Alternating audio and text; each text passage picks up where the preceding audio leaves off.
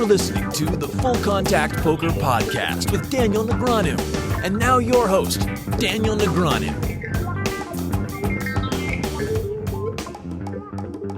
Welcome, everybody, to the first ever Full Contact Poker Podcast, hosted by yours truly, Daniel Negreanu. I've been listening to a lot of podcasts lately and thought, you know what the hell? Why don't I just create one myself? And sort of the premise and the idea behind this podcast is I'm going to reach out to some of the more powerful people in the industry, some people who pull the strings, the heads of WPT, WSOP, and I thought the absolute perfect guest to start would be the one man that I trust more than any other in terms of any poker decisions I make, in terms of whether or not I go forward with something or choose not to, and that's Brian Balsbaugh, who I've known for, 12, 13 years now, and he's been my agent and confidant and really good friend for a long time. So we're going to have a really in-depth interview with him covering all things poker, from, what's available today for, poker sponsorship, as well as like what was the crazy heyday like? What was the boom really like? How did that work exactly? Because I remember it being a wild time where money was just flowing from all the different online sites. And, he gets into a little bit of everything, how he got into poker, and we talk a little GPL and the like. So before we get into the interview, just want to cover a few things going on in poker right now. I will be traveling to Barcelona to play in the main event, also the 50K Super High Roller before that. And one of the things I'm excited about that we saw happen in Monte Carlo is one of the best turnouts we've ever had for an EPT. And the key part of the reason was the spin and go qualifiers. And they've done that again here for Barcelona. I don't know exactly how many they've qualified, but pretty sure PokerStars has qualified a solid number that just adds value to the tournament, because a main event is always better when you have people qualifying for $3. There were people that qualified in Monte Carlo. They're like, oh, cool, I won this thing. What do I win exactly? They've never played a poker tournament before, but it was really cool because what it was doing was bringing in new faces. I saw a lot of people playing their first live tournament ever, and I haven't really seen that in a solid 10 to 12 years. Prior to that. Outside of that, I want to give you guys a little update on sort of poker legislation and how things are looking there. A bill was recently introduced in California by Adam Gray that looks to be picking up some traction. I don't expect to see anything happen in California through the rest of this year, but definitely headed in the right direction in that regard. As far as Pennsylvania, things look up there, and if you have Pennsylvania, then hopefully New York is just a hop, step, and a jump from there. So there are definitely like a lot of positive things happening on the East Coast, as well as the bill that was introduced in California. I did mention on a tweet not too long ago some exciting news about Atlantic City in early November, and I can't share that with you, but hopefully by the next podcast I can explain exactly what's going on there, but it's cool stuff. So without further ado, I'd like to introduce the first ever guest on the Full Contact Poker Podcast, my good friend, Brian Balsbaugh. So I'm sitting here with Brian Balsbaugh, who I've known for quite a while, actually. What was it? I don't remember. Was it 2003 or 2002? September 2003. September 2003. You got it like down to the mark. So I want to start by just getting into like how you transitioned or what you were into with golf and then got into poker. Like what sprung that? Okay, so my dream was to be a golf agent for PGA Tour players. Well, actually, my real dream was to be a PGA Tour player, but reality sunk in when I had a hard time breaking 80. Yeah. And so I thought the next best thing I could do was to be an agent for PGA Tour players. So I went to business school and law school at Indiana University, and then just hustled. I did a bunch of free internships for sports agencies and things like that, and worked my way into a job representing PGA Tour players. And I did that from 2008 after law school until 98 to 2003, and then I traveled around and went to 30, 40 golf events a year and was always on the road, and I felt like the industry itself was really mature and I wanted to find new opportunities. And in golf at that time particularly, it was really difficult. It just felt like really stale to me, and I was kind of a mid-bottom of the food chain guy from as being self-aware. Yeah. And I just felt like if I'm really going to grow and spread my wings, I need to do something different. And rather than having kind of a dream job, all of a sudden money and independence became more important factors for me. So I started looking at other ideas and opportunities. Who were some of the bigger names that you were representing at the time? Yeah, sure. So, I'd say Casey Martin, he's the guy who's the PGA Tour. And it was cool. Right out of law school, I went to his Supreme Court oral arguments with him and his parents. And that was one of the cooler things I did in Right, because he was trying to be able to use a cart. He was, yeah. So he actually won a lawsuit using the Americans with Disabilities Act where he could use a golf cart on the PGA Tour. And, now, and he played on the PGA Tour for a couple of years and was successful and had a nice Nike deal. But now he's the head golf coach at Oregon who just won the national championship. Oh, nice. Yeah, and he's one of the best guys I've ever met. But, Ben Crane, still around, doing well, a good friend still to this day. I had a number of the LPGA Tour players, but nobody huge. Yeah. And I realized you had to have the big name people to make any real money. To make the money, but open the doors too. It was always a hustle and it was hard. So I'm watching TV one night. Moneymaker wins the WSOP. Okay. And I didn't know anything about poker at all, but I'm trying to sell sponsorships at the time for hats and shirts and things like that. And here's ESPN showing hours of these guys sitting around the table. Yeah. And I thought, man, I don't know if anybody will buy that, but there is inventory there. This is interesting. Let me start making some phone calls. And about a week later, I quit my job and decided to start Poker Royalty. Well, how do you make that decision to go just like quit your job without any sort of direction in terms of how do you even get into poker? Like what? You just figured you could walk up to people and be like, "Hey, I'm Brian Balsbaugh. I'd like to be your agent." What I did worked on me. You and I met at Palomino restaurant in Minneapolis. Well, that was when I came to meet you, and I was grilling you. You didn't realize it. Yeah, I was like, right. I was like, okay. So my job was to find new up-and-coming golfers. And, you got to understand, in like the early 2000s, it was hard to get a hold of people. So I got really good at, internet websites like search and just trying to figure out how do I get to this person. And I would call people's parents and their home in California and fly out and meet with them. And I'd be the guy that's into the kitchen to, recruit players. My job was to cold call people. Yeah. And build a relationship with them. And so I was really comfortable making that transition, even though I didn't know anything about poker. Mm-hmm. So the first person I called, World Series of Poker, and I talked to a woman who was running it then at the time, and they really didn't know what they'd done. They just bought the. Is that when the Bainans were running it? It actually was the first year that Harris had bought it, but they didn't know what to do with it. It was right when that transition happened. And by the way, you could buy the WSOP at that time for like $2.5–3 million. Yeah. Can we go back to that? Yeah, right. You could buy the WSOP, the whole thing. But then something funny happened. So I'm still digging, and after like 2 days, I uncover Phil Hellmuth's a phone number to Phil Hellmuth. How did that happen? Literally, philhellmuth.com, clicking. You just found his phone number? And I call it, and I'm thinking it's going to be like some secretary. No, you get you've reached the greatest. Congratulations. No, I call it, and I pick up the phone, and I hear, hello? And I'm thinking, yeah, hi, can I speak to Phil Hellmuth, please? And he's like, this is he. And I'm like, this guy did not just put his cell phone number on the website. This is back in the day. He was still rocking the Sony Walkman. Up until a few years ago. So, I was caught off guard, but we hit it off actually pretty quickly, and he said something to me right away. He goes, who are you? And I go, I'm a golf agent. And he goes, you know what? I always thought I'd get a call from a golf agent. Of course he did. And I go, why? And he goes, well, because we're just like golfers. We travel around the world. Yeah. We play in these tournaments. We're independent contractors. We can do the same kind of sponsorship deals. And that actually really resonated with me. And once he sort of laid it out like that, I felt like it was... Because I always thought, we needed a guy from golf. So when you first got into poker, what was the vision in terms of what you thought, what opportunities were available to these guys at the outset? Because obviously you just went from golf, so the golf world and what companies would be interested in that. But this is a totally new environment for you. So what were you thinking in terms of what you could get players? So I had the blueprint from golf. Yeah. And I thought that there's, you got your sponsorship deals. So I'm thinking patch. In golf, it's a ball, shoe, glove deal. Obviously, we don't have that in poker, but we got hats and shirts and things like that. So there's these logo deals, and TV was really relevant. So I felt like there was an opportunity there, but I didn't know who would pay for them. Yeah. And then personal appearances are big in golf.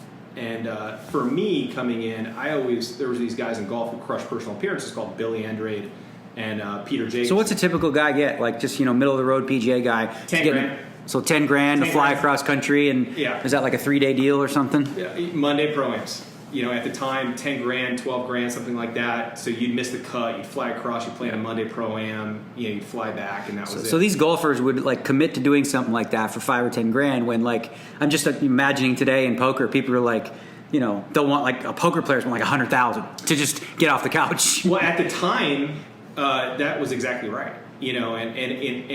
I'll never forget. I had an opportunity for Phil Ivey, and it was Enterprise rental car on the Strip for $25K. Yeah, and he goes, but he'd actually have to go to the Strip, which is like, wow. Right. So I go, Phil, great news. I got this opportunity, $25K. What do I have to do? We have to just go and shake some hands at Mandalay Bay. How long? 2 hours. He goes, Brian, how much? And I'm like, $25K. He goes, well, listen, I'm not going to do that. And I go, why wouldn't you do that? And he goes, that's not even like a big bet in the game. That's sick. Just putting things in perspective. Like I just think about the traveling golf guy who's just trying to stay afloat. But poker players who are gambling for sick, especially guys like Phil Ivey. So I imagine it'd be difficult to book someone like him who's playing that high for pretty much anything that's even reasonable from the other person's perspective. 100%. And looking back now, it really worked against me early, but over the long term, it worked for us because guys weren't going to do things for cheap. And what does that do? It drives up the price. Sure. Yeah. And so you have Poker Royalty. That's the name of your company. And within that, you had guys like Phil Hellmuth, myself, and others, and then maybe some like second or third tier players. And like, how did you find that opportunities may come to someone like a Phil Ivey who says, "Nah, I ain't doing that," and then Hellmuth says, "Nah," well, Hellmuth would do it, but say like I said no. Like, did that sort of help or hurt the second tier players? The fact that they were with you. Do you know what I'm saying? Absolutely, and that was really a lesson that I learned from golf. And to my point earlier, everybody calls for Phil Mickelson and Tiger Woods. Sure. But they can only do a couple of deals in golf. And so then it really helps all of the other players get opportunities based on because then it's like, well, who else you got? Absolutely. And, So Gavin Smith was the workhorse, right? That's from what I remember. Gavin, I had a handful of guys that just benefited so much from, those type of things. We need a poker player. This is what we want to do. And, the budget wasn't Negreanu, Hellmuth, Doyle Brunson, but it was Gavin Smith, David Williams, Josh Aryeh, sure. Other guys who are awesome, at what they do, but they really benefited from the overall lift of poker that you guys brought. Yeah. So now you're into it, right? You had it was called like WPT management at first, and you for about 4 months. And So what I did is I signed an agreement with the World Poker Tour that basically allowed me access to the players and the events and things like that where if I make some money here, I'm going to give you guys a cut of it. And that lasted for a very short period of time. So they went public, and it turned out it was a good deal, I think, for everybody, but they went public. So after just a couple of months, I quit my job to start this new thing, and all of a sudden, hey, we've got to switch gears here, and we're on our own doing this. Because when the World Poker Tour went public, they didn't like the idea that they had this management company or whatever, and so it was really, I'm thinking 4 to 5 months or something like that. And I was out of WPT business and right into, Poker Royalty all on our own, doing my own thing. So then we got this poker boom, which we all remember. And I remember at that time, there was people that had deals that they had, like they were locked into a company, but then there was a whole bunch of free agents where during the main event, it just seemed like a frenzy. Well, like what did that look like exactly for you guys and for the players? So it's fun to talk about the history of this because, we haven't done that in a while, but the poker boom was crazy. Yeah. People, now, if you've gotten into poker in the last 5, even 10 years, you don't really, and you're not 100% sure of what it was like in 03 and 04. It was nuts. Yeah. So ESPN just kept getting a rating. They kept running this over and over again. They were getting a rating. World Poker Tour was the highest rated show on Travel Channel. And they did something really smart. They had it every Wednesday night. It was poker night. Yeah. And they appointment television. Yeah, and they were getting over a 1.5 for every episode. The Travel Channel was actually paying the World Poker Tour, I think, $400,000 for production, for each episode. And at that point, it wasn't flooded. Like the market wasn't flooded with poker, which it eventually got to. There was this massive demand for poker content. Yeah. And it was so big, people forget this. Okay, so the 2004 Super Bowl, NBC. Like not NBC Sports, NBC, the network, did a deal where they put the World Poker Tour on NBC opposite the Super Bowl. I remember, didn't Steve Lipscomb, or the rumor has it that he turned down a deal with NBC because they were doing so good or something along those lines? I can't remember. It sounds right. But it was crazy. So there was this massive thirst for poker content. And not on television, obviously, but also for books. people were in. There was great books, obviously Super System, Positively Fit Street. Yeah. So there was just the public was fascinated by guys like you and all the guys that were playing. And so what happened is we needed products to fill the void. Mm-hmm. And that's really the online poker, where Sure. online poker kicked in. When you asked me the question, like, did you know who was going to pay? No, I had no idea. And in golf, it was Titleist and Callaway and Nike. But I had no idea who it would be in poker. And that's where I got lucky. I think we all got lucky. That Party Poker, PokerStars, Full Tilt, all these online poker companies filled the void. So they saw really what happened with Party Poker was the first one. They had the big deal with the World Poker Tour. Yeah. And they became massive from 03 to 06. They had, 75% of the market share in the U.S. So I remember specifically with the main event. Yeah. Where it just seemed like the craziest thing ever. Like, explain how exactly that would work. Because the main event still back then had when Jamie Gold won, 7,000 players. It was still a big field. So how do the players get patched up? And what were they getting? And how did that exactly work? Because it sounds like you had different buyers. And how did you make relationships with the players in order to get them connected with the sites, and how did that all work? Yeah. Okay. So the big question there is, and I'll get to the process and how that sausage was made. It was pretty fun, but the big question is, why did those sites want that, right? And they saw Party Poker grow huge because they had this relationship with the World Poker Tour. And if you were a poker site during that time, you needed new customers. You're looking for exposure. You couldn't advertise on TV. You couldn't buy commercials, really. ESPN, all the major networks were skittish about it. Right, so they just wouldn't allow it. They wouldn't really allow it. And then you could go to Card Player. There wasn't the amount of content sites that are around today. You really were limited with how you could get new customers, but Poker Players was one way you could do that. So just getting your logo on screen for a specific amount of time had a cost value to it. Absolutely, 100%. And I'd like to say that, we had the idea, obviously. But, during the summer of 04, I was at, I actually stayed with you for a week. I don't know, 10 days. I don't know if you remember that. You and your mom made us breakfast all the time. You did? Yeah. Oh, man, my memory's shot. I stayed with you for a week out here. Before I had moved here in 05. But so I was down at the final table, and a guy made the final table named Aaron Cantor. Okay, I remember Aaron, yeah. And he had busted out like all these guys, whatever. And so they, actually, no, that was 05. So in 04, it was Raymer and David Williams and Josh Aryeh. Yeah, so I was with Josh every day during that run, the whole thing. And then right after, we signed Josh and D-Dub to Bodog. But people weren't really doing the one-off kind of deals at that time. And then 05, Party Poker, I'm talking to Aaron Cantor. I'm like, hey, congrats, making the final. I never met the guy. Yeah. He was a college student or something from Texas. And he goes, you know what, this guy called me to see if I would wear a Party Poker patch tomorrow. You're an agent, maybe you can help me out. And I'm like, okay. Oh, so he approached you? Yeah, I don't know. We were just talking. Sure. And so he goes, how much do you think I could get? And I go, I don't know, man. I'm just kind of making shit up at the time. And I'm right. like 10 or 15 grand, 20, I don't know. Yeah. So I call this guy from Party Poker, and he says, hey, look, I'll pay $75,000. And he might have said 75. 75 for him to wear the patch at the final table. Yeah. This was before the November 9. Yeah, this was so just like the day before is like tomorrow. Yeah, they get done at like 1 a.m. and he's got to be at the table the next day.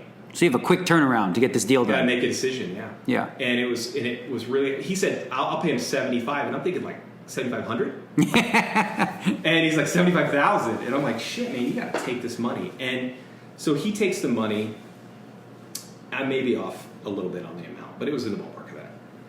And he was the only deal that you had at that time. And honestly, like I didn't even know that was going to happen. So Party Poker knew that shit, man, if we can get on this telecast, that's going to get clicks, which is going to translate to players. Sure.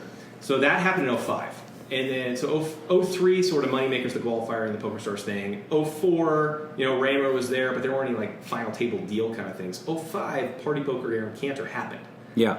So then that really kind of changed things. Like, oh shit, this is possible.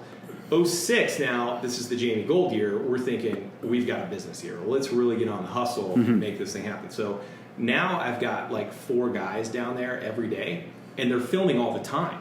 So it's not just the main event. Right, so the deals are not just for Final Table. Now you're talking about, because they used to film from day one. They would film from day one. They would film like 6 or 8 So events. you could potentially just like see a guys at a TV table and go, hey, my name's Brian Balsbaugh. Would you like to make a few extra $1,000? That's right. And then it became like, okay, can I call? Can I not call? And there was this logistical thing of how do we get this worked out? By the end of that World Series, we had bags with Full Tilt patches, Poker Stars patches, Bodog patches, probably UB, Absolute, all these patches. And we would literally, as a guy was making a final table where they were going to film it, we would stop them and be like, hey, do you want a deal? And this is who do you want to do this with? This is what they're paying, and slap a patch on and put them on TV. And, people got paid doing that. So the sites, from their perspective, like they understood that you were sort of the conduit to get to the players, and they knew that they were competing for the same players. Yeah. Like, so they got it. That if Stars was willing to pay 10 and Full Tilt paid 15, like there was we did that, and that must have driven up the price in terms of the value for the players. It did, and we were the only ones doing it. Like, maybe 5, 6, 7, around that time, and then 8, maybe a couple other people popped up. But then along the line, we figured out, you know what, if we're going to do this, let's really get max value out of it. And now the TV networks started pushing back. So the World Poker Tour comes out with like a 1 logo rule. Okay. That you have to have pre-approved. So what was the reading behind that? They just feel like they're not getting cut in on the dough, or is it just? Yeah, I think so. Right, because they weren't getting a piece of any of this, and they're giving away free advertising and not getting any of the money. Yeah, and they could do it. Right. And, so we had a program where we would fly a guy around to all the World Poker Tour events to do the World Poker Tour final tables. And, then the World Poker Tour pushes back, and then they say, okay, you can only have one logo, and then they say, you can't wear hats. Right. One logo. One logo per site. So you basically have to shop around all the different sites to fill the table. Yeah. And then we started we started saying, all right, look, if we're going to do this with Poker Stars or someone like that, then we need to do this and work with this in advance. And that's where, the sites that really took advantage of it, like Poker Stars and Full Tilt and others, we started understanding kind of what their budgets were for the summer, helping them allocate their budgets, figure out what was important to them. Like Poker Stars only wanted. And in these deals, were you like specifically just looking for like one-time deals? I know with the WPT, the traveling one, like you said, you're just looking for like a one-time deal. Were you also in the process of trying to sign like longer-term deals for these players, like 1 to 3 years or something like that, or was it just? These were at the World Series. These were one-time deals for the most part. The occasional guy got something else, then it started getting like, okay, well, let's do main event deals. And because they're filming the whole main event, let's get them earlier, right? Because now let's have somebody during day 1, 2, 3, 4, 5, 6, 7 of the telecast at the feature table. And then it became, we want them to wear it for the rest of the whole tournament. And they were like, well, I get that I get some money here for wearing it at the feature table, but what happens if I make the final table? Sure. So then they want to sell themselves short because they figure, okay, so I can get 5,000 wear it now, but if I make the final table, I might get 100 or something. And that's where we came with the bonus program. Ooh, So genius! For about 4 years, if you patched up during the WSOP and won, you got $1 million. Wow. We never had a guy actually pop one of those. But yeah, so. So you had like steps, baby steps, where if you make final table, if you win, you come top 3, stuff like that. Yeah. So then, now I'm going to say 08-ish, 7, 8, 9. Now we've got other, players' sisters, boyfriends, friends, people out of the woodwork that, the story's kind of out that there's money to be made here. So it's kind of a hustle to who can get to the player first, right? So if we know that they're going to play on a feature table for the World Series of Poker, and it's going to be on ESPN, and we've got some deals to do, we need to get to those guys as quick as possible. So this is where the sausage made it got kind of fun. So I would hire like 4 to 6 interns for the summer, plus the staff that we had at Poker Royalty. And we would work some relationships and just do whatever we could to find out in advance who was going to be on TV that day. We would search the internet and find a picture of them, print it out. And just try to find them? Print it out, and then I would have guys in the parking lot and at the valet. So, just waiting before they walked in the door. And down the big hallway from the Rio. And they would have a picture. They'd have like mugshots with these guys. This you? Yeah. Well, good news. And if they didn't know, we would teach them to be like, Aaron. They just say his name, and if you turned around, that was probably him, right? And then it was like, hey, do you play, you play on PokerStars? Are you interested in, or Full Tilt or wherever? And are you interested in a deal? And if so, okay, this is what we can do. And if you wear the hat forward, we'll pay you this much. If you wear it backwards, we'll pay you this much. If you put a patch on, we'll pay you this much. And And, it was really, it was. So it must have been a little awkward, right? Like these random dudes, like were the majority of players like receptive to this? Because you would think it's free money, like why not? But I know poker players in general are pretty skeptical people, so they think there's some sort of scam involved or whatever. Did you find that most people were like, yeah, I'll take free money? So at first it was 100% give me the money. Absolutely. Yeah, give me the money. Show me the money. And then for a while it was like, well, I'm going to say no now. Maybe I can get more later. Well, they did it. The World Series did a deal where if you started the day in a logo, you have to finish the day in a logo. So you couldn't just keep flipping. So now you can't just think about it and then come over on the first break and get it. You have to literally make a decision really quickly. Well, that played into your hands, I would think. It created a sense of urgency. Sure. Yeah. And they wanted continuity during the telecast, so they don't want a guy playing three hands without a logo and all of a sudden he shows up. Every hand plays a different logo. Yeah. So it was crazy, man. But you know what? It worked out because the players. What it did was the PokerStars and Full Tilt guys are not the Full Tilt guys give a shit anymore, but it drove the prices up. Mm-hmm. And so we had guys for one day getting paid 50, 60, 70K, just to wear the logo for one day. So this was going strong for a while, but then I would imagine like once they've gotten all this value and they've had so many logos on, like the numbers started to come down, and of course Black Friday, everything changed at that point. Did you notice sort of like there was a point in the late 2000s, early 2010 where there were just less incentive for the sites to continue to spend? So it got really weird in between 2008 and Black Friday. Full Tilt and PokerStars hated each other. I do remember. I mean, they fucking hated each other. The powers that be. Yeah. Were at odds. Yeah. So now, where you would sign people at the final 9 of the main event of the World Series of Poker, now everybody would be signed at 27. And then I think 2010, everybody pretty much was signed at 100 players left. Wow. Everybody in the field, maybe 90, I'm going to say 90% of the field had a logo on with 100 players left. Yeah. And, it was a war. It was just a battle. So they were basically fighting over... it always seemed like people have the impression that Ray Bitar kind of had he wanted to compete with PokerStars. And part of the reason that Full Tilt overextended themselves was they were spending a lot more of their budget in terms of what they were making to just keep up with PokerStars. And it seems like this sort of like arms race, if you will. It was an arms race. And I remember, a very smart person at PokerStars asked me, "Is like, how do they do this? How does Full Tilt do this? I know what I make and I know what I spend and I know how." He thought I was lying to him. This when they were creating Poker After Dark, paying for that. Yeah, and he thought I was lying to them.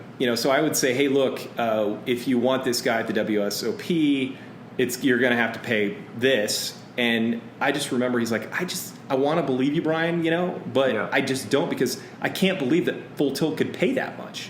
They could justify it in their budget that was worth it. Or had the money to do it. So, because PokerStars is segregating all their money, player money, and then they have the operational fund. Well, it was one big slush fund at Full Tilt, obviously. Sure. So that's how he was We got the money. Fire away. Yeah. So that's how he did it. In retrospect, a lot of the comments and things along the way didn't make sense to me at the time, but obviously they do now.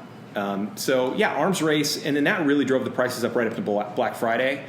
And then it just, completely plummeted, obviously, after that. So it seems like, in terms of, online poker site sponsors, there's plenty of money to go around, right? But what I've noticed ever since I got into poker, before I met you and, up until this day, is there seems to be some resistance from the mainstream from entering into the poker demographic, which, surprises me when you think about, the average poker player fits that male 18 to 35 demographic. So what are some of the bigger deals that, or, one that sticks out to you that you got close with?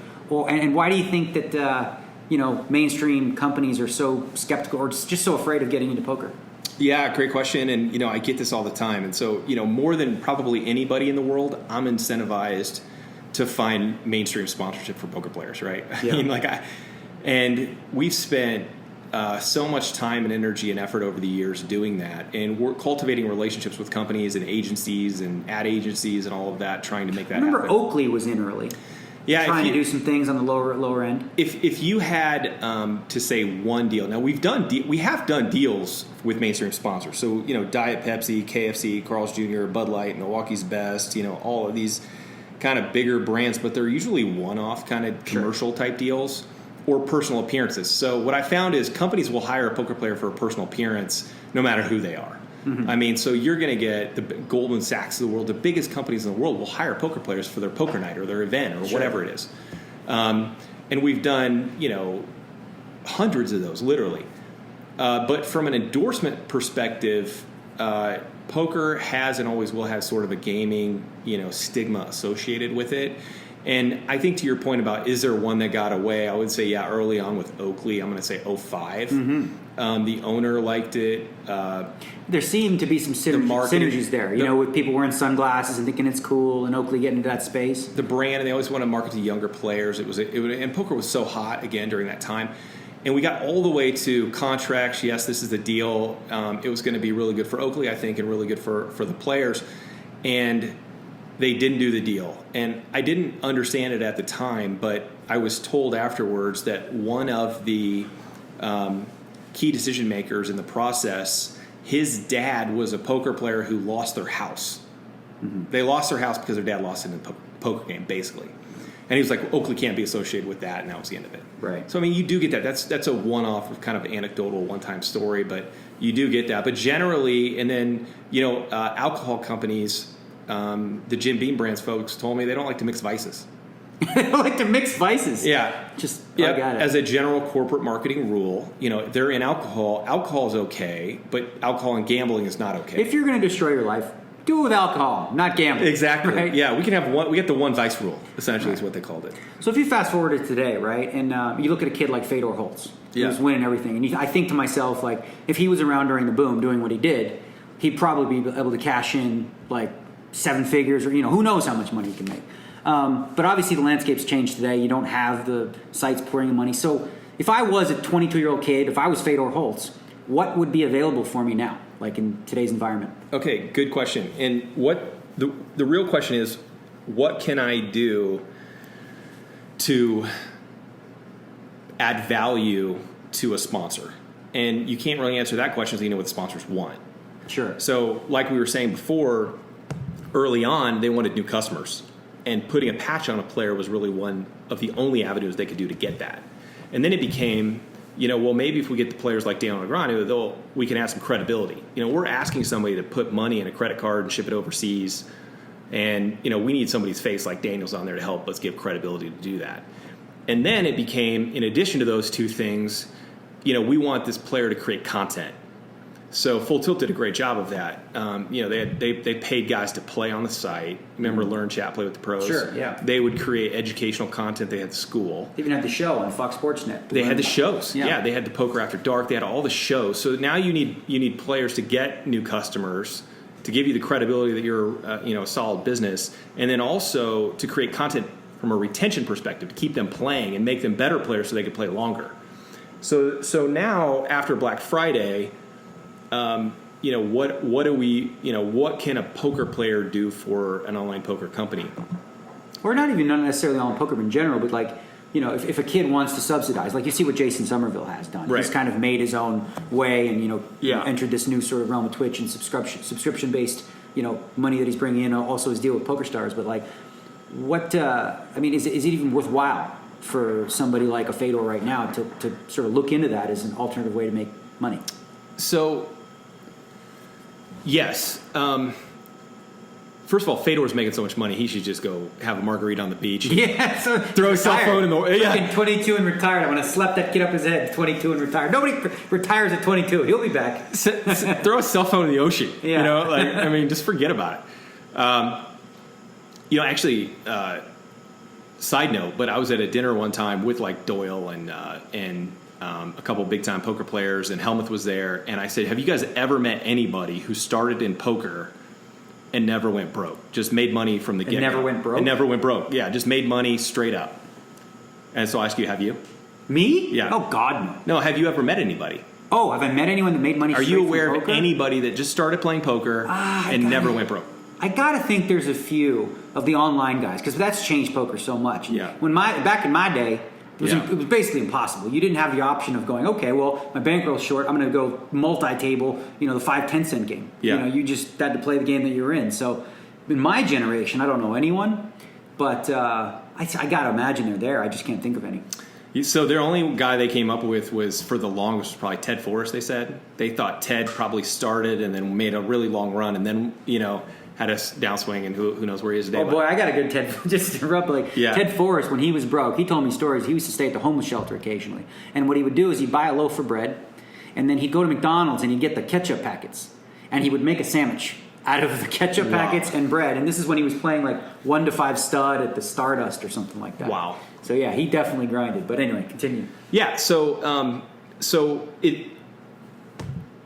we talked about right at the boom there was this demand for content, and there was the book content and its educational stuff, and then after that, it became DVDs, and then after that it became these online training sites and companies. And now it's become Twitch. So the content that poker players can create and deliver is almost always the same.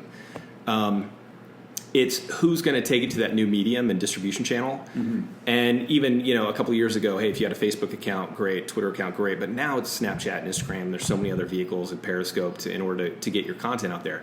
And so I think what can a young player do? It's kind of the same thing. I mean, it's create content. Sure. It's build an audience that you can influence. Mm-hmm. And I think the smart ones are using the new mediums in order to do that. And certainly Somerville is, an example of somebody who has done that and added an incredible amount of value and sort of just made his own lane. Sure. Once he has a follower base, now he can say to other companies, is okay, so I have this group of people that watch me X amount of hours every week, and now he holds some value for those people. Whereas a lot of players, I think there was a point, you made a really good tweet, or I think it was a tweet, where you said something like when Phil Ivey was at the final table, you said, Phil Ivey walks in the final table and acts like a regular guy. 8 regular guys make the final table and act like they're Phil Ivey. So true. It was crazy. The entourages, the crazy thing about kind of the poker boom and the World Series and all that stuff was the entourages. Yeah. I mean, if you had a guy making a run, the late 2000s, and I'm not exaggerating to say there would be 12 guys around him that just he was Michael Jordan. You could not believe the layers that you had to get to that guy to figure something. But yeah, and that's true. And so I think, to your point, it's a level of expectations of what you can get and what you do. So yeah, there got to a point where the complacency was as simple as I'm good, I won a couple tournaments, where's my check? Right. But that's changed now in terms of if you want to be valuable to a company, you have to actually create it yourself. And that's where I'm trying to go with this. And I'm not really explaining it very well, but it's this meta game of what value can I bring? And how can I help this company achieve its goal?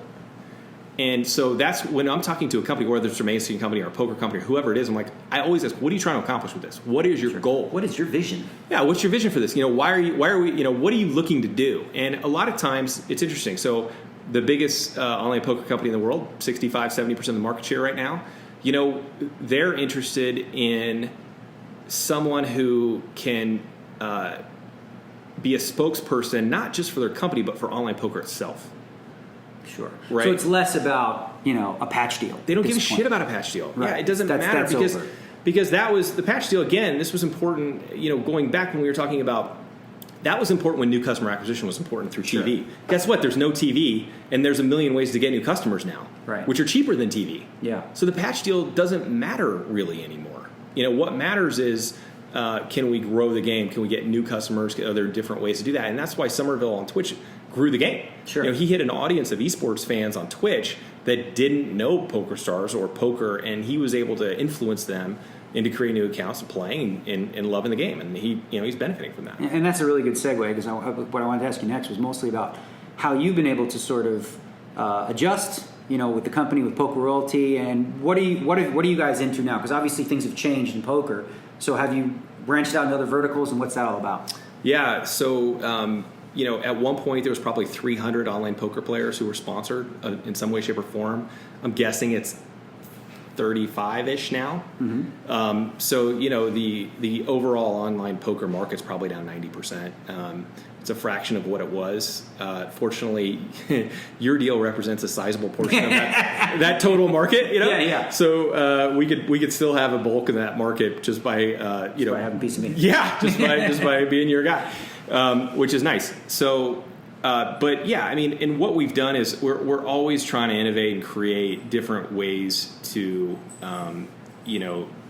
generate revenue for our clients and customers. And one of the cool things that a company that I like a lot, actually, that is innovating and doing something, is a company called Stake Kings. Have you heard of them? Stake Kings, yep. Jeff Gross is involved with that. He was talking a little bit about it. Exactly. So what they do is essentially, I've always thought that staking is a losing proposition because it's, I've looked at it from an investment perspective, where you go, all right, look, if I put a guy in this event, I'm just sort of waiting around for his tweets and see what happens. And if I have 1% of him, sure, maybe I'll win, maybe I won't. But what they're doing is staking on Twitch. So now, oh, wow, that's interesting, right? So there's these guys. So it gives people incentive that are already tuning in and watching, where now they have a little piece of the action. Yes, that's really interesting. Yeah, so now it's an entertainment thing, right? Sure. Because Andrew Barber, just to sidetrack for a second, he wrote a long piece about staking and markups and how people are charging too much, whatever, and have some disagreements in terms of what he thought. But clearly, like, the Sharpies are going to make money and everybody else is going to lose, right? In terms of like the staking industry. But this, it sounds like you said, it's more entertainment. It's more like just having. It's like watching a football game with two teams that are 0-6 you don't care about unless you had a little money on it. Their vision is, you go, okay, here's this guy, Tonka's, streaming, he's selling a package a day, and I can in one click go $5, $10, $20, whatever you want. And now you're watching him play, and you have a piece of him, and it's an entertainment, perspective. You get to see your money at work. Absolutely. So, I think that's an innovative kind of thing, and it's taking poker in a different direction and doing something that's pretty cool. And so, yeah, I mean, I think that's where it's going. And then me personally, what are we working on? We're also working. I'm a partner in a company called iTeam Network, which is a daily fantasy sports white label kind of B2B site. And it's growing by leaps and bounds and doing very well. And then also, esports.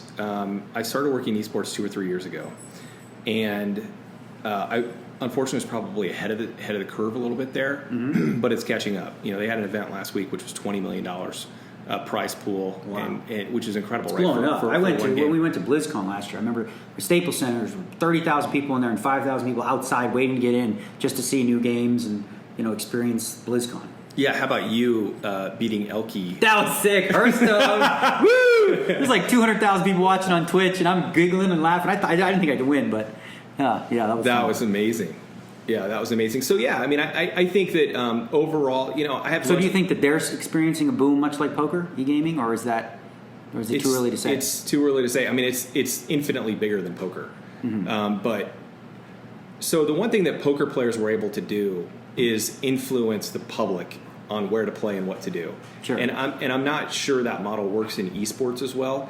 Like, a golfer can sell titles, clubs. Sure. And balls, and that's important.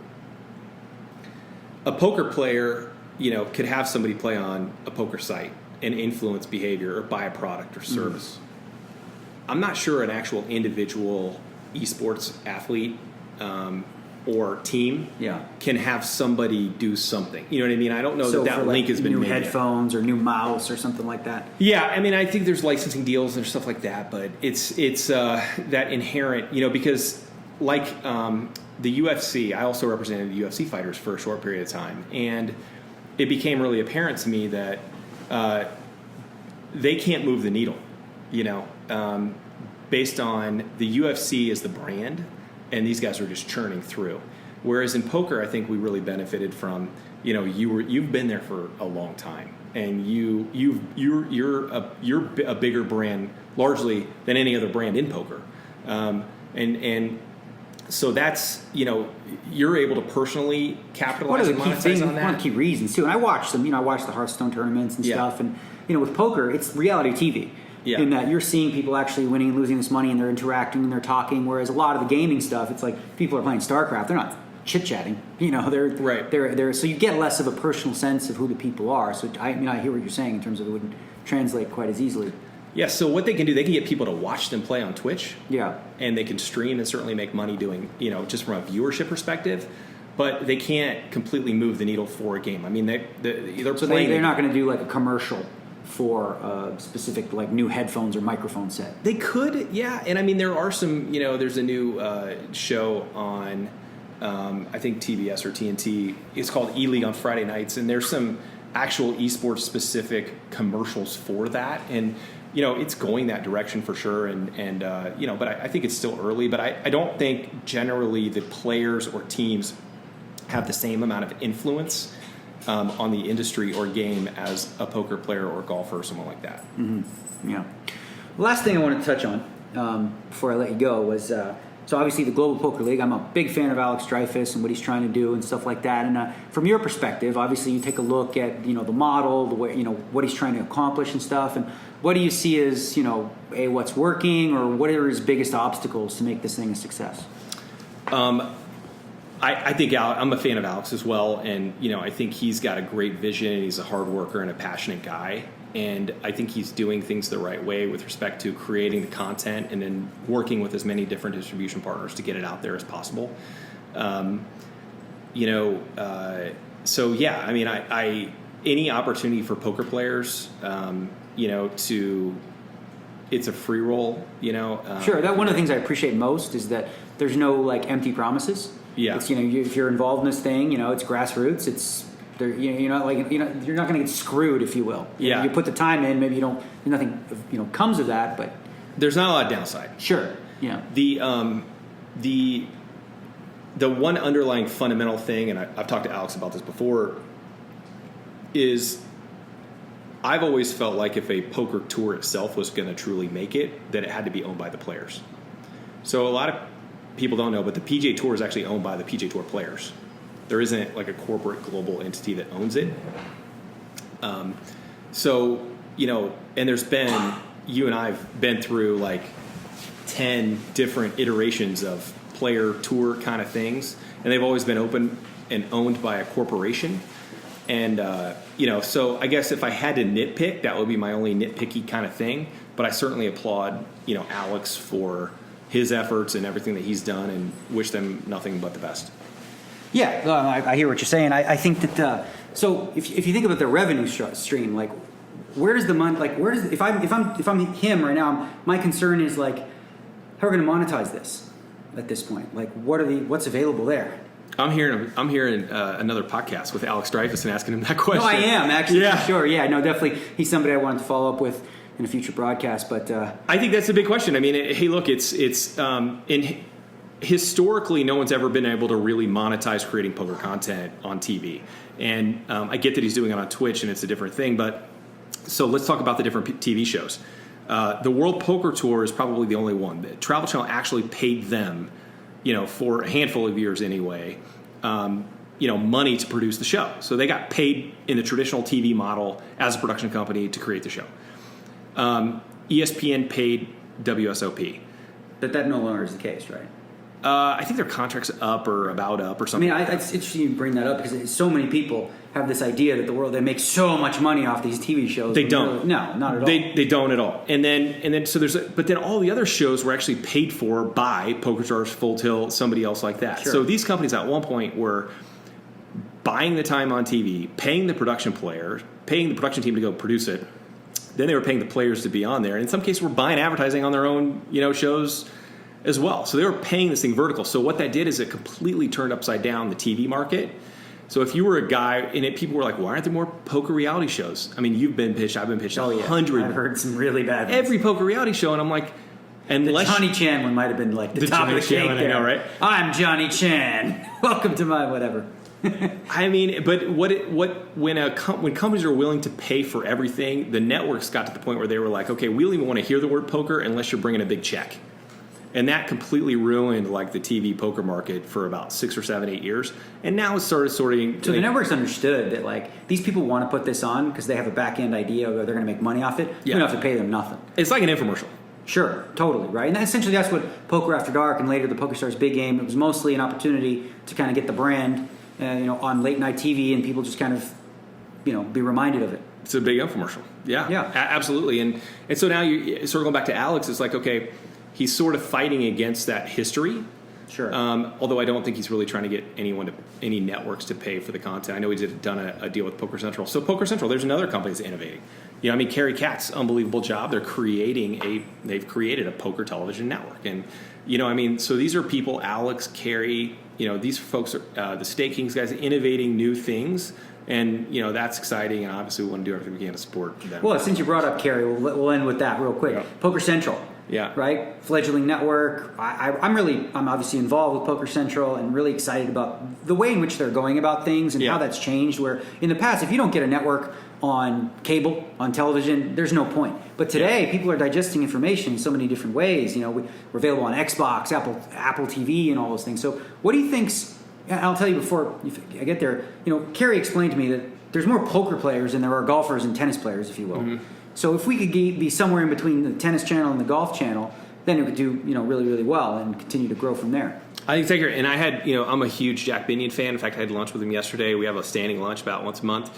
And he said something to me one time that made a lot of sense. I'm like, you know, Jack, nobody's probably seen the history of poker, you know, more than you. I mean, this is a guy that was the first tournament director of the World Series of Poker in, you know, 1972. He's doing it, right? Yeah.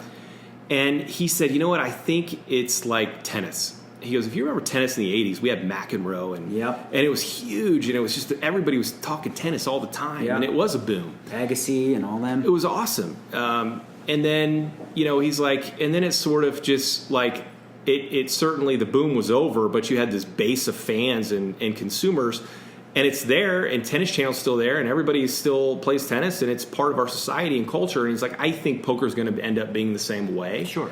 So we sort of had this one boom time, but we also have a floor of, you know, avid poker fans and players in the community, and it's certainly not going anywhere. And the question is, you know, what do we do to move it forward? Yeah, so there's not going to be another. There was a boom in tennis, like you mentioned, the McEnroe era, and we've had our boom in poker, and that doesn't necessarily mean, you know, I think people make a lot of mistakes often about, you know, what do we got to do to create another boom?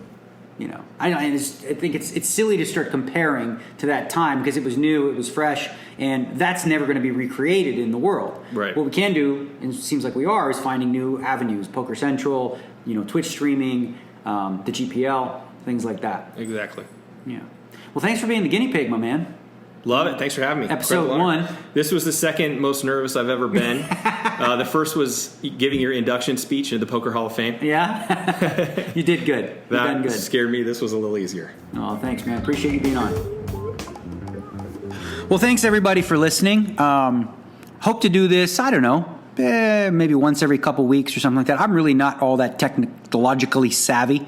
So I got my buddy Christian here helping me out with that. I will be in Barcelona. I may pick up some things there, some audio, and get some interviews done with a couple people. But from this podcast, you can expect to see a little bit of this, a little bit of that. We're going to stay on track for the most part and talk poker. But hopefully, somewhere along the line, you know, there's some inspiration as well for you guys, and, you know, see some potential for yourselves to live a bigger, more fulfilling life. You know, I'm a big believer in... you know, if you want to create something in your life, if you want to change the direction, then you have to be willing to do something differently. So whatever that is for you, what are you willing to do differently to achieve whatever goals that you set for yourself? So that's something along the lines of what I'd like to talk about too in further episodes, and we'll see how that goes. But one last thing I wanted to mention, which I think is really cool. We talked about Poker Central on that little interview there, and they just made some signings. They recently signed 3 super cool people: Maria Ho, Brian Rast, and Tom Marchese. 3 really solid, good people, and I'm really hopeful for what Poker Central can create in America. We've obviously had a void of poker on television, and they're creating some fresh new content. The Super High Roller Bowl, I think, got rave reviews by everyone in the poker community. We all saw that as a real big win. Having Nick Schulman, man, how good was he? Him and Ali Najad had great chemistry. I hope that Nick Schulman decides to do more commentary because he had a really unique way of connecting the average Joe to some of these higher, you know, more like difficult things to explain, you know, like some high strategy, some deep strategy stuff. He wasn't using poker terminology, but he was still getting to the root of it and doing it in a very simplistic way. So Poker Central is going to continue to create new content. If you haven't seen some of the pokerographies, you definitely want to check that out. And there's going to be another season of that, I believe, this year with some more cool poker peeps. But yeah, that's all I got for you guys on this first episode of the Full Contact Poker Podcast. See you guys in the next one. Cheers.